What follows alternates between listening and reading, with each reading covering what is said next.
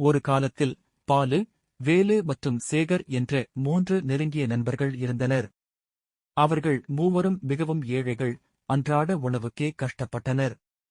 ஒருநாள் அவர்கள் ஒரு காட்டு வழியே நடந்து சென்றபோது மண்ணில் புதைந்திருந்த ஒரு தங்கக் காசைக் கண்டெடுத்தனர். அந்த தங்கக் காசு மிகவும் பெரிதாகவும் விலை உயர்ந்ததாகவும் இருந்தது. அதை பார்த்ததும் மூவரும் மகிழ்ச்சியில் துள்ளிக் குதித்தனர். இனி நாம் கஷ்டப்பட வேண்டியதில்லை. இந்த காசை வைத்து நன்றாக வாழலாம் என்று ஒருமித்த குரலில் பேசினர். ஆனால் அந்த மகிழ்ச்சி சிறிது நேரமே நீடித்தது. அடுத்த சில நொடிகளில் காசை யார் எடுத்துக்கொள்வது என்பதில் அவர்களுக்குள் சண்டை மூண்டது.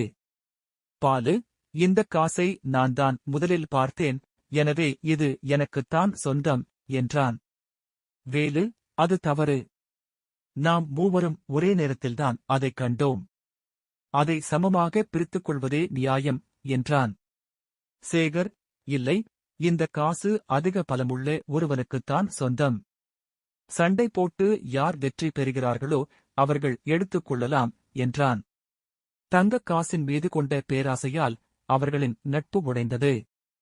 அவர்களுக்குள் வாக்குவாதம் முற்றியது. திடீரென்று வேலு ஒரு யோசனையுடன், நண்பர்களே, நமக்கு இப்போது மிகவும் பசிக்கிறது. இந்த காசை வைத்து கொஞ்சம் உணவு வாங்கிக் கொண்டு வந்து, அதன் பிறகு நாம் இதை எப்படி பிரித்துக் கொள்வது என்று பேசலாம் என்றான். மற்ற இருவரும் அதற்குச் சம்மதித்தனர். மூவரில் ஒருவரான பாலு, உணவு வாங்குவதற்காக அருகில் இருந்த நகரத்திற்குச் செல்ல தயாரானான். அவன் செல்லும் முன் மற்ற இருவரும் அவனிடம், உணவை வாங்கி வா, அதுவரை நாங்கள் காவலுக்காக இங்கேயே இருக்கிறோம் என்று கூறி அனுப்பினார்கள். நகரத்திற்குச் சென்ற பாலுவின் மனதில் பேராசை என்னும் கொடிய எண்ணம் நுழைந்தது. எதற்காக மற்ற இருவருடன் இதை பங்கிட்டுக் கொள்ள வேண்டும்? உணவில் விஷத்தை கலந்து கொடுத்துவிட்டால் அவர்கள் இறந்து விடுவார்கள். இந்த முழு தங்கக் காசும் எனக்கே சொந்தமாகிவிடும் என்று நினைத்தான். அவன் திட்டமிட்டபடியே உணவில் மெல்ல கொல்லும் விஷத்தை கலந்தான்.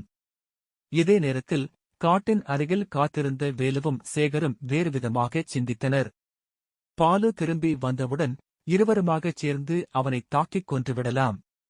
பிறகு இந்த காசை நாமே சமமாக பிரித்துக் கொள்ளலாம் என்று அவர்கள் சதி செய்தனர். சிறிது நேரத்திற்குப் பிறகு பாலு உணவை எடுத்துக்கொண்டு காட்டிற்குத் திரும்பினான். அவன் வந்தவுடன் வேலுவும் சேகரும் சேர்ந்து அவனை பலமாக தாக்கிக் கொன்றனர். பாலு இறந்தவுடன் இருவருக்கும் பசி அதிகமாகியது. முதலில் பசியாறிவிட்டு பிறகு காசை எடுத்துக்கொள்வோம் என்று நினைத்து வேலுவும் சேகரும் பாலு கொண்டு வந்த உணவை ஆசையுடன் உண்டனர்.